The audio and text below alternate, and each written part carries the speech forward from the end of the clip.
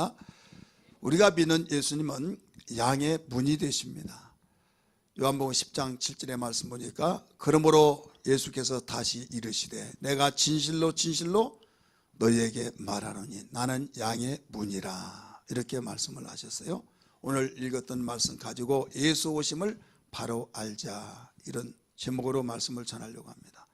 내가 믿는 예수, 믿음의 신앙의 대상이신 예수를 이 땅에 하나님 보내셔서 오시는데 오신 그 목적을 알지 못하고 믿는다고 한다면 우리의 신앙은 흔들릴 수밖에 없는 겁니다. 그 예수님이 오신 목적이 뭐냐, 이걸 바로 알자 이런 말씀이에요. 성경에 보면 오늘 10절의 말씀에 다 한마디로 가르쳐 주셨어요. 오늘 주님 오신 목적이 무엇인가에 대해서 가르쳐 주는데 특별히 10장은 비유가 두 개가 나옵니다. 하나는 예수님은 양의 문이라고 하는 비유가 나오고 하나는 선한 목자라고 하는 그런 비유가 나옵니다. 그래서 10장 1절의 말씀 보면 내가 진실로 진실로 내게 이르노니 이런 말이 나와요. 10장 1절에. 그래서 그만큼 진실을 강조했다고 한 것은 내가 너에게 말한 것은 놓치지 말아라.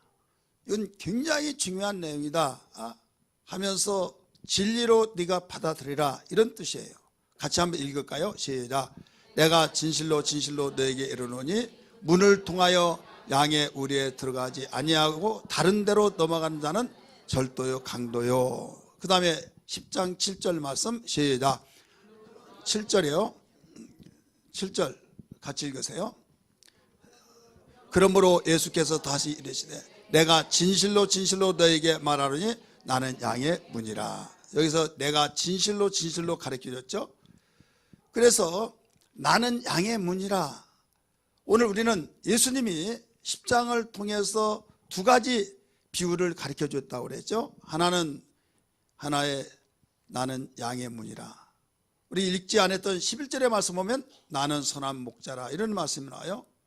이 나는 양의 문이라고 하는 내용을 가지고 비유로 말씀하셨고 나는 선한 목자라고 하는 말씀으로 비유를 가르쳐 주셨는데 공통점인 것이 뭐냐면 대상이 누구냐? 양이라는 거예요. 한마디로 말해서 하나님이 이스라엘 목자가 되고 이스라엘 백성은 양이 되고 이렇게 볼 때 하나님은 양들을 지극히 사랑하고 계신다라고 하는 것을 보여주고 있는 겁니다. 우리는 하나님의 양이요 주님은 우리의 목자 되셔서 그 관계가 어떤 관계냐 이것을 일러주시고 있는데 특별히 읽지 않았던 1절부터 6절까지 거기에는 예수님이 양의 문이다 라고 일러주셨어요. 그러면서 7절을 여러분 함께 읽었지만 제가 읽었습니다마는 그러므로 하면서 7절에서 나는 양의 문이라 이 말씀을 가르쳐 주고 있어요. 이 성경을 알려면 이스라엘 유목민들의 상황을 그 문화를 알아야만 충분하게 이해가 좀 될 것입니다. 우리는 대부분 그림을 보면 야 넓은 들판에 푸른 초장에 한가롭게 참 정서적으로 너무 좋다라고 느껴지면서 그 모습을 보고 행복하게 보이는 것을 볼 수 있어요. 그러나 농경사회에서 도시문화로 바뀌어지면서 그러한 것들은 잘 찾아보기가 힘듭니다.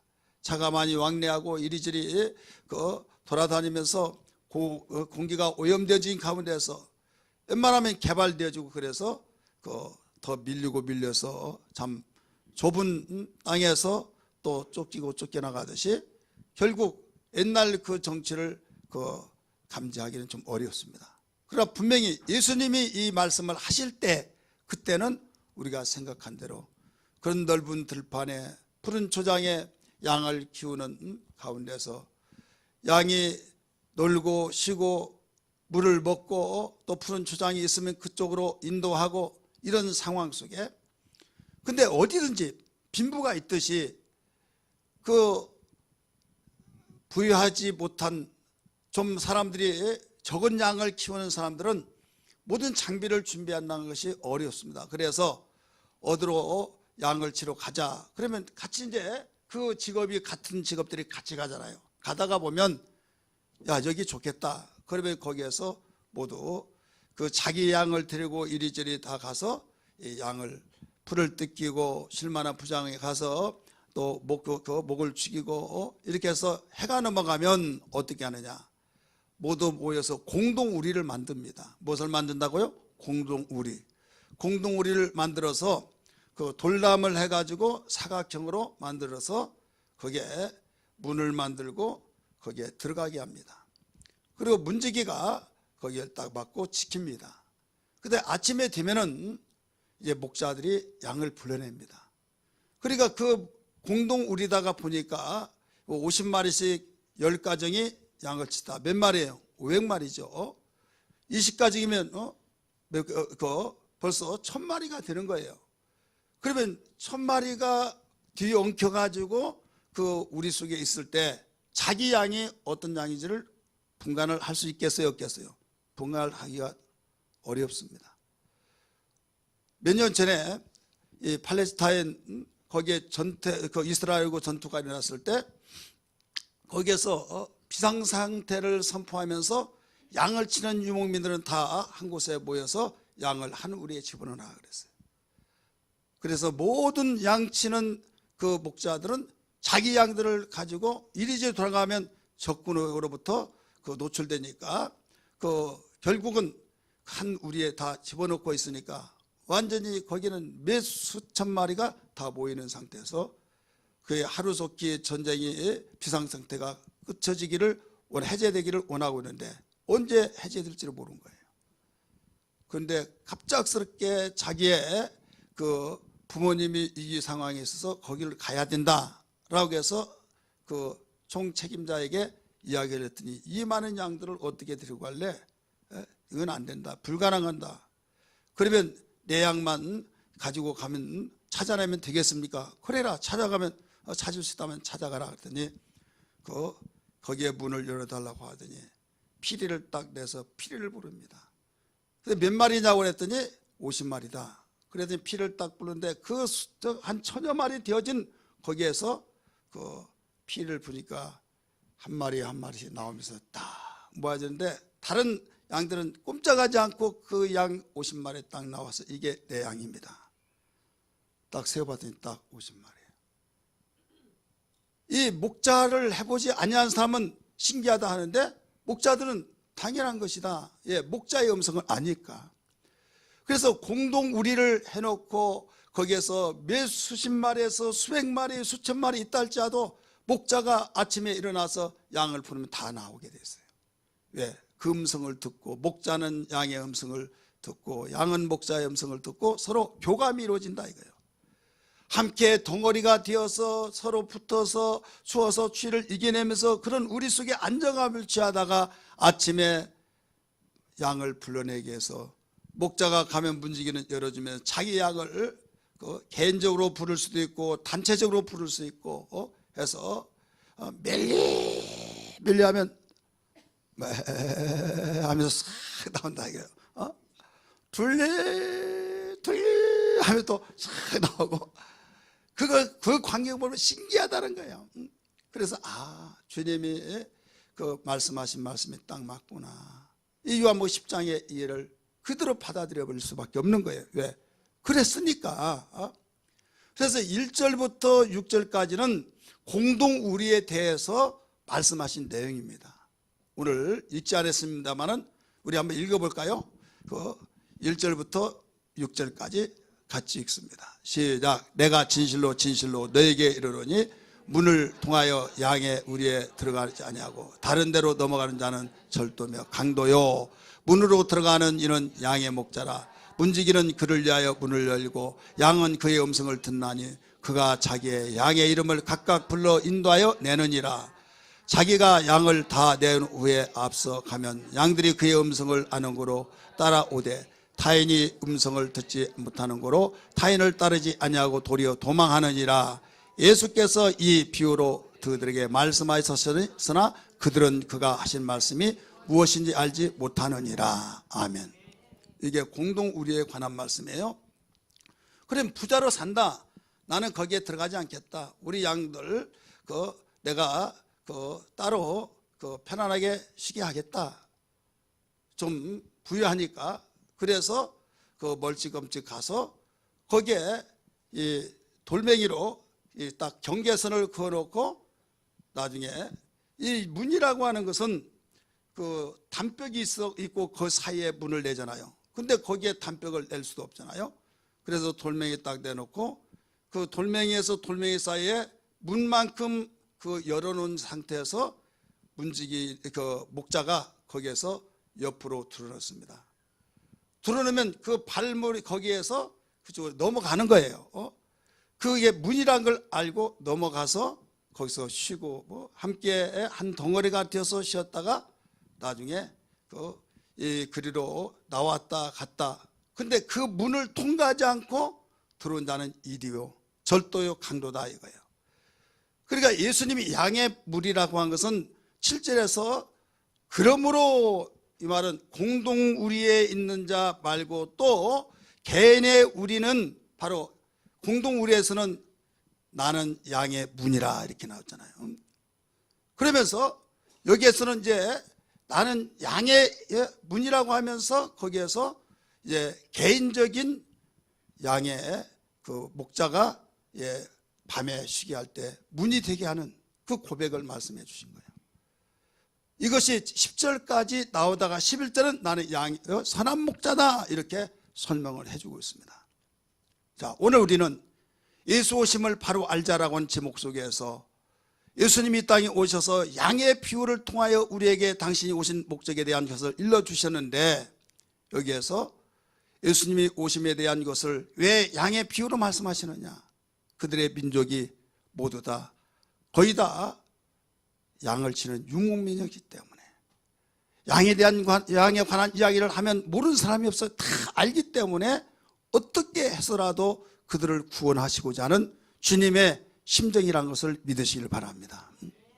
사랑하는 성도들이요, 우리는 예수님을 믿고 예수를 믿어서 내가 왜 믿느냐 할 때 개개인마다 이야기를 들으면 달라요. 그렇지만은 하나님의 아들 예수를 이 땅에 보내신 그 목적은 분명하다 이거예요.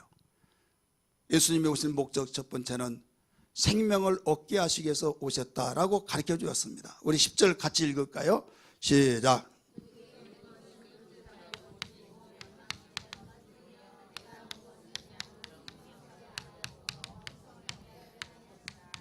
우리 한번 따라서 합시다. 생명 얻게 하심. 생명을 얻게 하시기 위해서 바로 오셨다라고 가르쳐 주셨어요. 그래서 생명을 얻게 하시는 일을 앞에 부분 말씀을 보니까 7절에서 뭐라고 했어요? 나는 양의 문이라 이렇게 말씀하시죠. 여러 가지 비유가 있지만 왜 여기서 양의 문이라고 말씀하시느냐? 이 양의 문은 특정한 문입니다. 바로 많은 사람이 알고 있는 문 중에 문이 아니라 바로 유일한 문이다 이거예요. 유일한 문. 유일하다는 건 뭐예요? 하나밖에 없는 문이다 이거예요. 담장을 다 이렇게 해놓고 관계를 해놓고 그 문만큼의 한 2m 이내로 거기를 열어놓은 가운데서 목자가 들어누웠을 때 이게 문이다. 이걸 암시해 줄 때 그리로 넘어가는 자는, 문으로 들어가는 자는 구원을 받고 들어갔다가 나갔다가 하는 자는 풍성한 꼴을 얻는다라고 가르쳐 줬잖아요. 이 문은 다른 문이 아니라 구원의 문이라 이 말이에요. 따라서 구원의 문. 나는 양의 문이라 라고 한 말은 구원의 문이다 이런 말씀인데 왜 하필이면 여기에서 문으로 들어가야만 구원을 얻는다고 하느냐? 이 문만이 구원의 문이기 때문이다 이런 말씀이에요. 노아 방주 여러분 잘 아시죠? 하나님이 인간을 지으신 걸 한탄하셔서 내가 물로 쓸어버리겠다 하시면서 그 노아를 통해서 방주를 지으라고 말씀하십니다. 하나님이 설계하신 대로 방주를 만듭니다. 배를 만든다 이거예요. 길이가 140m 이상입니다. 140m에다가 3층 구조로 지는데 창문 말고 들어가는 문은 딱 하나밖에 없는 겁니다. 몇 밖에 없어요? 하나밖에 없는 거예요. 어떤 건물이든지 여러분 비상문이 있어요. 화재가 나면 들어가는 데서 있으면 나간 데 있도록. 그런데 하나님이 설계하신 이 문은 하나밖에 없다 이거예요. 들어갈 때도 나갈 때도 그 문을 통해서만 들어갈 수 있도록 만드신 겁니다. 하나님이 홍수가 나기 전에 살리려고 하는 그 짐승과 살리려고 하는 사람에게 창세기만 말씀 보면 노아 8식구만을 살리기 위한 것으로 생각한 게 아니에요. 유다서의 말씀 보니까 노아를 통해서 많은 사람에게 들어오라고 말했지만은 거기에서 든청만청하면서 농으라모래 한 겁니다. 얼마 있지 않으면 하늘에서 비가 와서 이 땅을 다 수면에 덮어버려서 다 죽게 된다. 하나님의 심판이 있다 하니까 미쳤다고 하는 거예요. 왜 그랬겠습니까? 비가 지금같이 오고 장대비가 오고 막 수심이 이렇게 올라가면 그럴 수도 있겠다 하는데 그때 당시만 하더라도 비가 없었어요. 창세기 말씀 보니까 이슬로 인하여서 초목이 살게 되었어요. 이슬이 많이 오면 비처럼 축축하고 땅에 툭툭 떨어지고 막 그러잖아요. 그때는 안개가 아주 하얀하게 올라와서 그래 살게, 식물들이 살게 되었었습니다. 근데 비가 온다. 비가 뭐냐? 비라고 한 그 말이 신종어예요. 당시에는 비가 와서 이 지면을 다 하나님이 쓸어버린다고 하니까 미쳤다라고 하면 누가 그 말을 믿겠습니까? 그러나 노아는 그 말씀을 순종하고 배를 만들고 하나님이 말씀하신 대로 이제는 얼마 있지 않으면 이 비가 온다라고 하면서 그리로 들어가라고 하죠. 그래서 그 문으로, 유일한 문 하나밖에 없는 그 문으로 짐승도 들어가고 그의 가정 사람들도 들어가는데 거기에서 불행 중에 다행이지만은 노아의 가정 19만이 들어가게 된 거예요. 이 말은 무슨 말이에요? 다 들어오라고 말했지만은 그 말로 들어가지 않았다 이거예요. 살 수 있는 유일한 길은 이 문으로 들어가야 된다고 했지만은 들어가지 아니하므로 문이 척 하다가고 닫히는 순간부터 비가 오는데 하늘에서만 내리는 것이 아니라 땅에서 샘이 솟아서 위에서 아래에서 그래서 둥둥둥 뜨더니 이 세상의 모든 지구를 다 덮어버리고 둥둥둥 그 배만 또 다니면서 운전석에 운전수가 따로 없었습니다. 하나님이 운전하시면서 거기에 배에 들어가 있는 자들만 살았던 것을 알 수 있듯이 나는 양의 문이라 라고 해서 양이 살게 되고 풍성한 삶을 살게 되고 그가 안식을 누리게 하며 살게 되는 유일한 문이다 이런 말씀입니다. 성가대 무슨 문이라고요? 유일한 문. 그렇기 때문에 어떤 일이 있더라도 우리는 한겨울같이 이 문은 구원의 문이라는 사실을 알아야 될 줄 믿습니다. 사도들도 말했습니다. 사도행전 4장 12절의 말씀 보니까 천하에 구원 얻을 만한 다른 이름을 주신 일이 없다. 오직 예수라고 하는 이름, 나사렛 예수의 이름을 주셨다는 사실을 믿으시기를 바랍니다. 그렇기 때문에 예수의 이름은 구원할 이름인 것처럼 바로 양을 키우는 양의 비유 속에서 양이 살 수 있는 유일한 길은 나는 양의 문이라 라고 가르쳐 주셨어요. 사랑하는 성도들이요, 오늘 이 말씀을 통해서 쭉 이야기하시면서 주님이 뭐라고 했습니까? 주님이 말씀하신 것은 10절에서 내가 온 것은 양으로 생명을 얻게 하고, 왜 양이라고 했습니까? 양의 비유를 했으니까.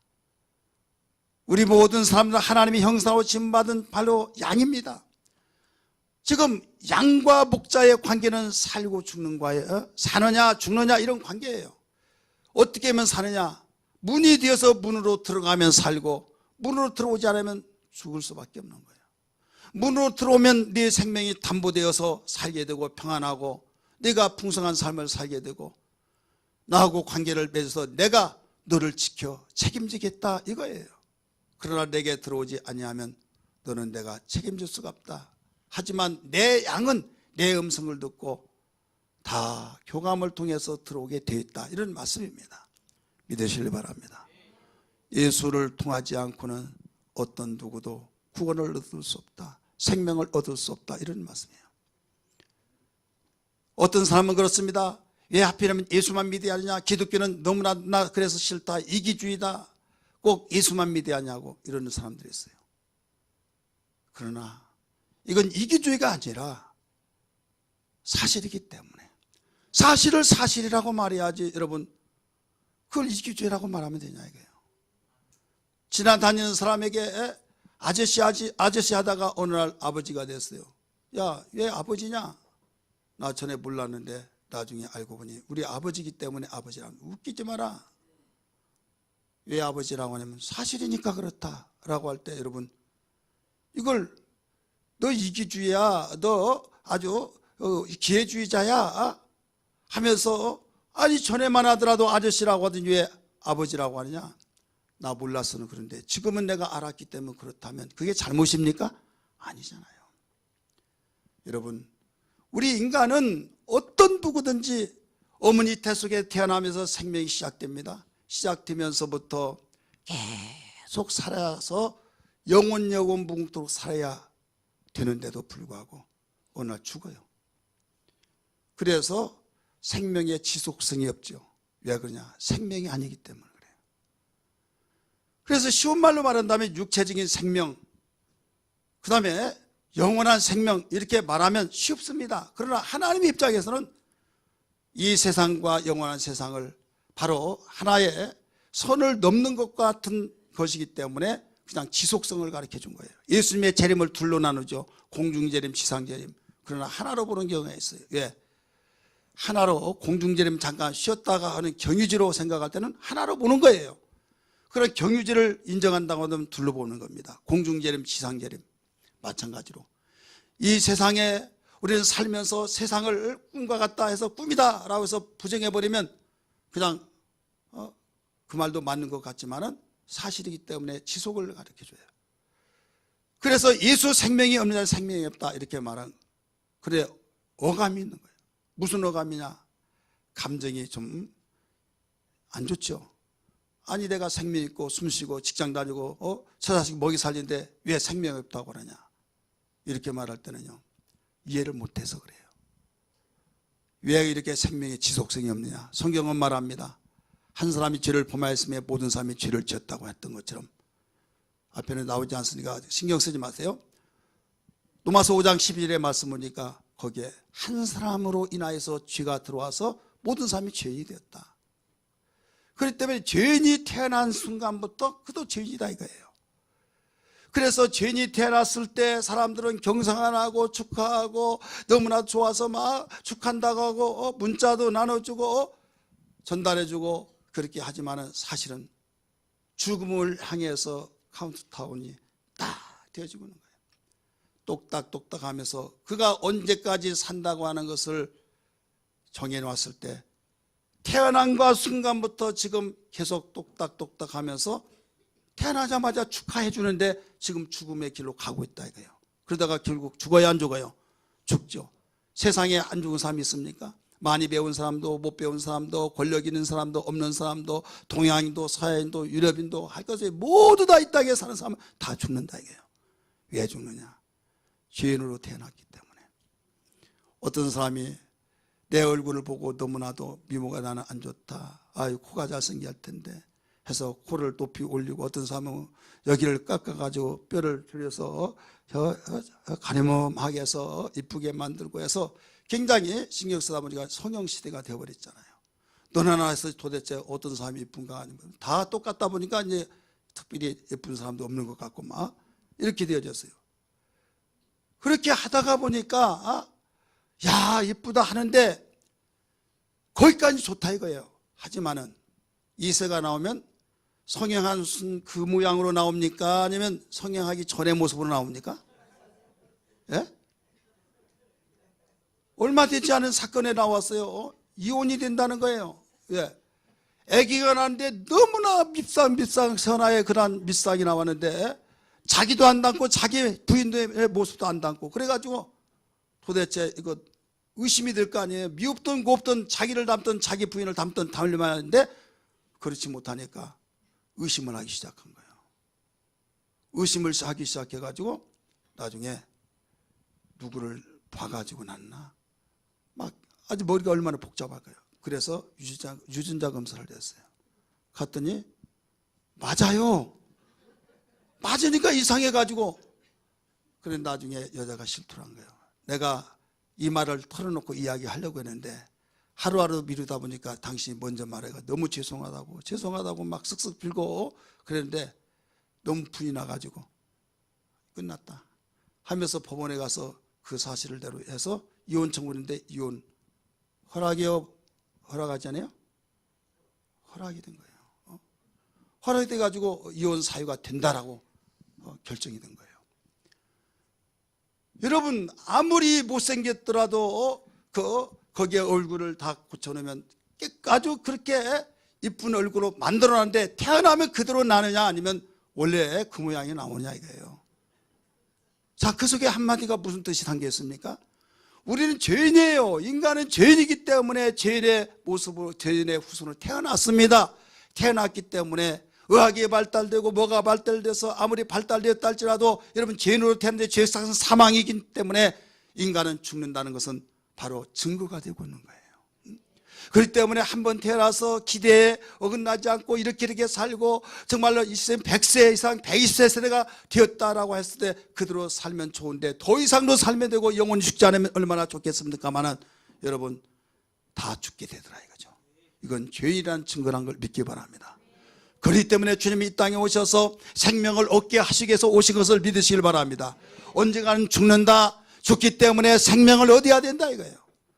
그리고 어떻게 해서 얻을 수 있느냐? 못생긴 얼굴을 고치면 이뻐진 것처럼 바로 우리는 생명이 없는 그에게 생명을 주면 된다 이거예요. 그 생명이 누구냐? 바로 예수님이에요. 나는 길이요 진리요 생명이니 나로 말미암아 자고는 아버지께로 올 자가 없다고 말씀하셨고 나는 부활이요 생명이니 나를 믿는 자는 죽어도 살겠고 무릇 살아서 믿는 자는 영원히 죽지 않냐라고 말씀하신 것처럼 예수 그리스도만이 생명이기 때문에 생명의 예수를 내 마음속에 구주로 받아들여 영접하면 우리는 구원을 받는다 이 말씀입니다. 생명을 얻는다 이 말씀이에요. 한번 죽는다라고 했을 때 죽는 그 사람에게 생명 대신 예수를 모셔드려버리면 바로 그 사람이 생명과 연결이 되어서 바로 영원히 살기 때문에 죽어도 살겠고 이 말씀이 주어진 겁니다. 깨달아지면 아멘 하시길 바랍니다.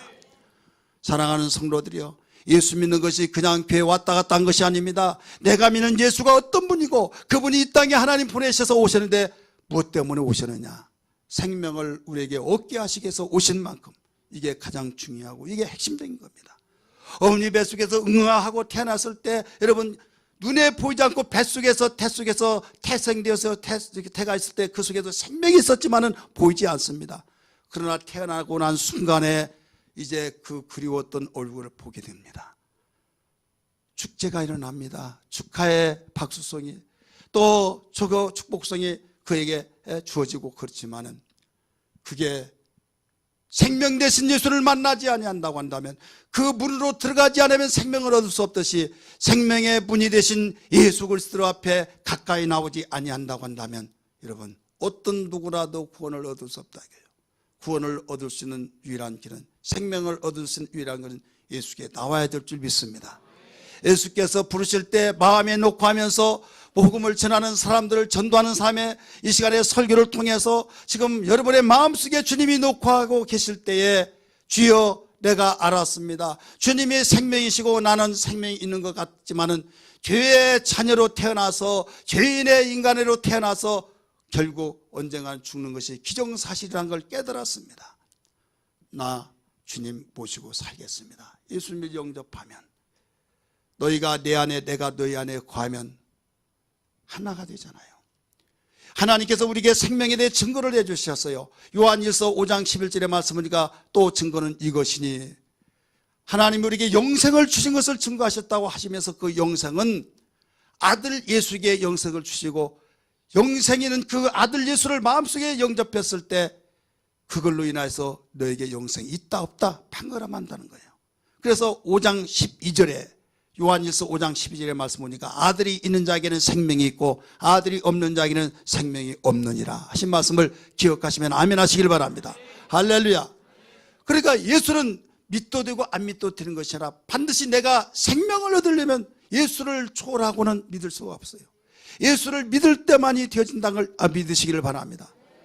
예수 믿으면 행복이 시작돼요. 예수 믿으면 이 땅에서 복받아요. 예수 그는 생명이요. 예수 그는 소망이요. 예수 믿으면 행복이 시작돼요. 예수 믿으면 행복이 시작돼요. 예수 믿으면 이 땅에서 복받아요. 예수 그는 생명이요 예수 그는 소망이요 예수 믿으면 행복이 시작되네. 아멘. 교회를 10년 20년 다녔다 할지라도 예수님과 관계없이 교회 다닌다고 한다면 구원이 없다는 것을 알아야만 됩니다. 지금 교회 문은 우리가 공동체 모임의 몸이지만은 하나님의 눈으로 볼 때는 내 양인가 아닌가 이걸 분별하신다는 걸 알아야 될 줄 믿습니다. 어떤 잔치집에 갈 때 아무나 오도 줬어 하면서 자기의 조금만 지인이라고 생각하면 다 초청하면 와요. 그런데 그 사람들만 오는 건 아니잖아요. 오지 말라고 하도록 오는 사람이 있고 또 오는 사람들 중에서도 또 그냥 축하하기 위해서 축복하기 위해서 오는 것이 아니라 다른 생각 오는 자들도 없잖아 있더라 이거예요. 그럴 때 축하보다는 결국 어느 날 범죄자로 나타나는 버리기가 있듯이 우리는 하나님 앞에 나올 때 하나님께서 우리에게 주시고자 하는 생명을 얻게 하시기 위해서 예수 그리스도를 양의 문이라고 말씀하시면서 유일한 문, 구원의 문, 예수 믿지 아니하고는 구원이 없다는 것을, 영생이 없다는 것을 일러주시면서 믿으라고 했음에도 불구하고 믿지 않고 1년, 2년, 10년, 20년 그 이상으로 간다 할지라도, 종교인은 될지라도 여러분 하나님이 찾으시는 생명 있는 자는 아니라는 걸 알아야 될 줄 믿습니다. 그래서 우리는 가장 먼저 해야 할 것이 뭐냐?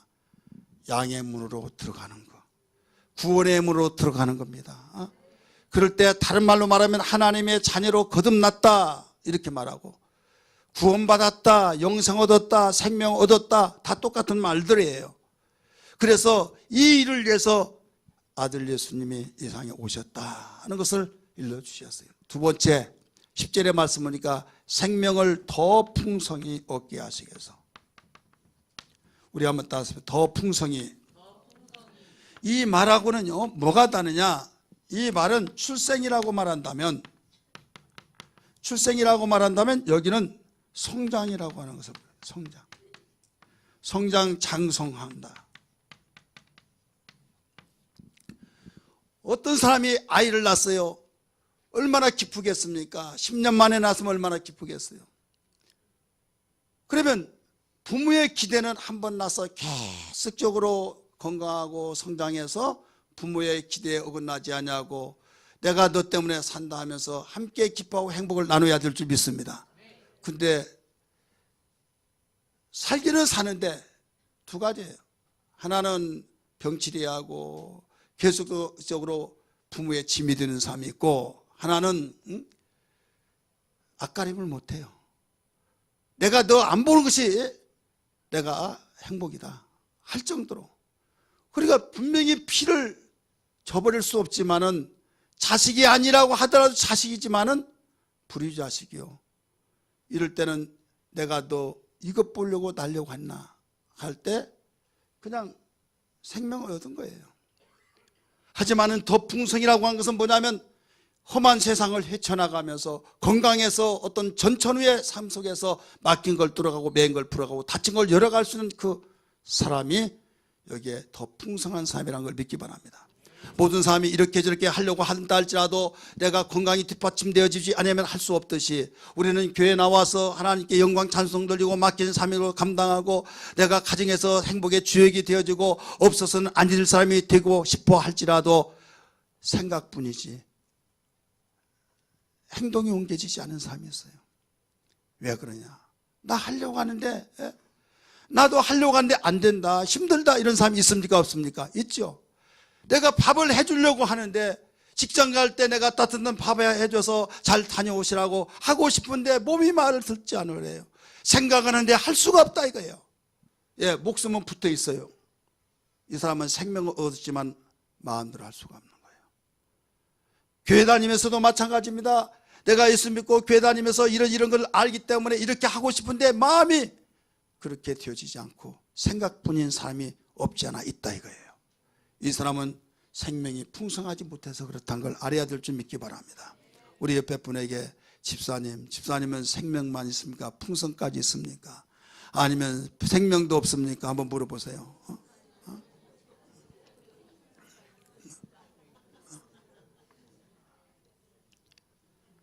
주님이 오신 것을 바로 알자. 생명의 풍성함, 이걸 여기까지 우리는 되어야만 어떤 삶이 되냐? 바로 천란자가 돼요. 우리 한번 따라서 천란자. 이 천란자는 없어서는 안 될 사람입니다. 그런데 출생하는 사람은 풍성하지 못하면 내가 하고 싶지만 안 된 사람이 있다 이거예요. 예, 힘이 없어요. 밥을 해주고 싶으면 밥 해줄 힘도 없고, 또 정말로 뭔가 내가 집안일을 잘하고 누구에게 도와주고 하더라도 생각은 있는데 힘이 없다 이거예요. 이걸 어떻게 하겠습니까? 자, 우리 인간이 알지 못해서 못한 것도 있지만은 힘이 없어서 못할 때가 많이 있어요, 없어요? 있죠. 그래서 하나님은 피부를 살피셔서 너무나 잘 아시기 때문에 이걸 아신지라 할 수 없는데 하라고 하면 이건 억지죠. 할 수 없는데 하라고 하는 것은 이건 인격적인 것이 아니에요. 할 수 있는 것을 하라고 해야 하는 것이에요. 예를 들어서 이거 다 부셔라. 그럼 장비를 좀 있어야 하는데요. 무조건 해. 장비는 뭐 명령이야. 옛날에는 군대가 그랬대요. 지금은 장비를 다 갖다 주고 재원을 다 거기에 할 수 있도록 해주고 하라는 거예요. 신사적이죠. 여러분, 하나님은 인격적인 분이라는 걸 믿기 바랍니다. 인간이 어떤 존재라는 걸 알기 때문에 너무나도 하고 싶고 하려고 하지만 안 되는 걸 아시고, 그래서 마지막 선물을 주십니다. 무슨 선물을 주냐? 성령을 주시는 거예요. 우리 한번 성령을 선물로 주신다. 여기는 성령의 역사를 통해서 바로 거듭나게 하셔서 하나님과 자녀의 관계를 맺어서 생명을 얻게 되었지만은, 여기는 성령을 받아서 성령의 사람으로 하나님의 신을 모시고 사는 사람이에요. 하나님의 신을 모시고 하나님의 신에 의해서 움직여진 사람, 하나님의 신의 역사를 통해서 나는 할 수 없지만 기계를 통해서 할 수 있듯이, 이만한 짐덩어리를 내가 짊어질 수 없지만은 지게차를 동원해서 거뜬하게 옮겨놓을 수 있듯이, 우리는 내 힘으로 안 된 것을 하나님은 하실 수 있다 해서, 하나님, 나는 할 수 없습니다. 그러오니 나에게 능력을 주옵소서. 성령에 충만케 해 주옵소서. 나는 울어도 심서 참아도 할 수 없사오니 성령의 능력을 주셔서 할 수 있도록 능력을 달라고 하면서 성령으로 충만할 것을 우리에게 주셔서 성령 보내주신 거예요. 믿으시길 바랍니다. 예수님이 부활하셔서 나타나셔 어디에 나타나셨습니까? 제자들에게 무서워 벌벌 떨면서 이제 우리가 죽겠구나 무서워하는 그들에게 부활하신 주님이 나타나셨습니다. 너에게 평강이 할지어다. 평안하냐? 물어보시면서 세 번째 나타나시면서 이런 말씀하세요. 숨을 후 하시면서 아버지가 나를 보낸 것처럼 나도 너에게 보내노라. 성령을 받으라 라고 말씀하셨어요. 따라서 합시다. 성령을 받으라. 성령을 받지 않고는 지금 너희들 나를 믿고 나의 제자가 되어서 내 일을 전수하고 일을 해야 할 너희들이 무서 벌벌 떨고 있느냐? 나도 안다. 성령이 임하시 아니하면 너 이럴 수밖에 없다. 왜 그랬냐고 주님이 말씀하지 않았어요. 너 싸가지가 없다, 괘씸하다, 너 나를 배신했느냐? 베드로 특별히 너 수제자로서 모범이 되고 혼장담하면서 네 꼴 너 그럴 수 있냐? 나는 다른 사람은 그렇다 할지라도 네가 그걸 제일 섭섭하다 이렇게 말을 할 수도 있었지만은 주님은 아무 말씀하지 않았어요. 왜? 그럴 수밖에 없다는 걸 아시기 때문에. 그러나 또 앞으로 그런 일이 있으실 때 이제는 이길 수 있는 바로 방안을 주셨다 이거예요. 이길 수 있는 대책을 세워주셨다 이거예요. 대책을 세워주신 것이 성령 받는 것이었다 이 말입니다. 성령으로 하지 않고는 할 수 없기 때문에 성령을 보내주셔서 성령이 함께 하시면 두려울 자리에서 두려워하지 아니하고 담대하게 되어지고, 없는 가운데서도 없다고 불평원망하지 않고 오직 거기에서도 돌파해 나갈 수 있도록 하나님께 지혜를 구하고 하나님께 간구해서 해결할 수 있는 길을 열어놓기 위해서 하나님께는 한마디로 모든 하나의 창구로 만든 것은 뭐냐면 성령으로 충만하는 거예요. 성령 받으라는 거예요. 그래서 교회 다니는 사람들 가운데서 성령의 역사로 거듭나 예수를 믿어 바로 생명을 얻는 사람이 있고, 생명을 얻은 사람으로서 믿음의 부요함을 통해서 성령 충만하여 생명의 풍성함을 얻는 사람이 있는데, 이 사람은 자기의 자신도 신앙생활에 힘든 사람입니다. 교회 갑시다, 교회 갈게 하다가 오늘 가기 싫어, 오늘 컨디션 좋지 않아, 오늘 기분 나빠가지고 별의별 핑계를 많이 하면서 가야만 된다고 하니까 억지로 도살장에 끌려가듯이 따라오다 보니까 여러분 인상이 굳어지고 발걸음이 처지고 어깨가 처지고 인상이 굳어지다 보니까 서로 보기에 민망하죠. 그날 보지 말라고, 알았다고 그 말 나오기 기다렸듯이 그래서 안 나오고 이런 사람이 얼마나 많습니까? 이게 저절로 된 것이 아니라 우리의 속성이에요. 우리를 너무나 잘 아셔요. 그렇기 때문에 너 언제 꼭 이렇게 신앙생활 할래? 내가 온 목적은 너희 여기에서만 있는 것이 아니라 내가 생명을 더 풍성하게 주어서 어떤 가운데서 네가 악가람 다 해결하고 다른 사람까지 도와주면서 이끌어주면서 생활해야 하지 않겠느냐 이거예요. 어떤 사람은 자기의 악가림을 하지 못하고 다른 사람의 도움을 받아야 사는 사람이 있고 어떤 사람은 10명, 20명을 도와주면서 사는 사람이 있더라 이 말이에요. 성가대 그래요 안 그래요? 그렇죠.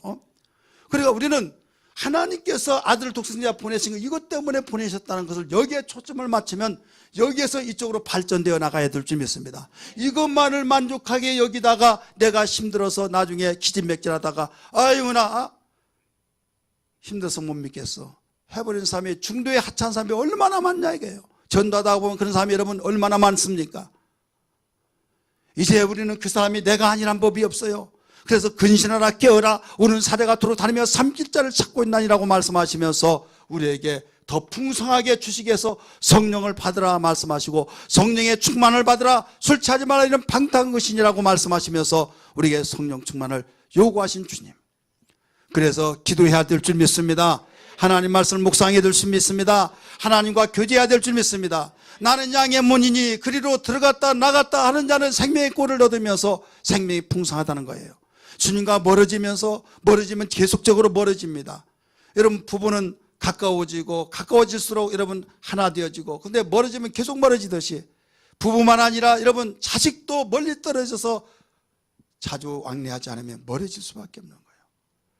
여러분 그렇게 절친이라고 했던 사람도 멀어져 버리면요 결국 나중에 만나면 깊으면 깊은데 서먹서먹할 수밖에 없는 거예요. 하물며 눈에 보이지 않는 하나님 내 안에 계신다고 하면서도 눈에 보이지 않기 때문에 누가 보이는 사람이 있으면 거기에 치우쳐서 넘어가 버리기 쉬운 이 시대인데 여러분 성령으로 충만하지 않고 주님과 가까워지지 않으면 우리의 신앙을 어떻게 지속하겠느냐 이거예요.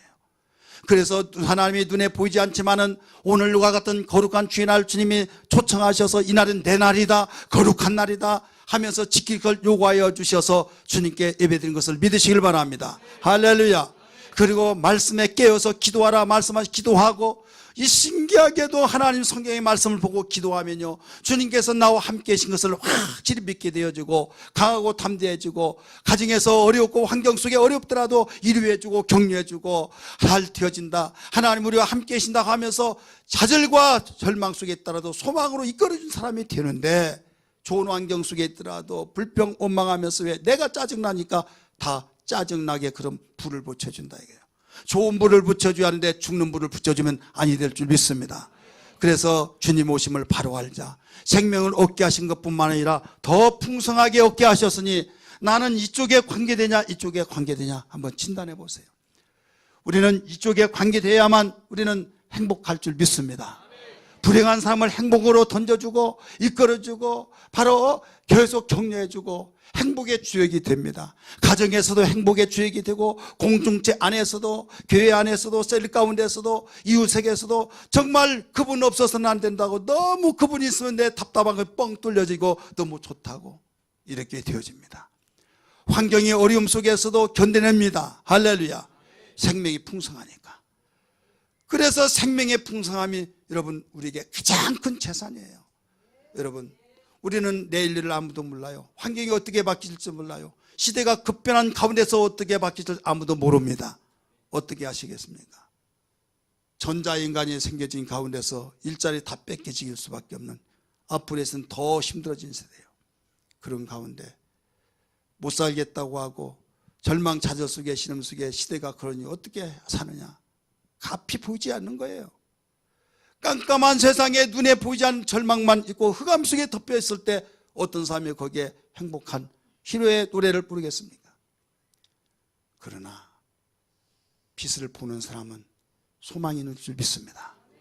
예수는 생명의 빛이십니다. 생명의 빛이기 때문에 빛 가운데 모이기만 하면 그의 빛의 인도를 받고 빛 속에서 여러분 모든 걸 분별하고 빛 속에서 안녕과 질서와 빛 속에서 행복을 누리면서 인도해낼 줄 믿으시기 바랍니다. 가정의 빛이 되기를 주의 이름으로 축원합니다. 우리 공동체 속에서 빛이 되기를 주의 이름으로 축원합니다. 이 생명이 풍성한 자만이 되어진다는 걸 기억하면서 이렇게 해서는 은혜 받고 은혜를 지속시킬 수 있는 유일한 길 하나밖에 없다는 걸 기억하면서 주님과 하나 되는 삶이 되기를 주의 이름으로 축원합니다. 할렐루야.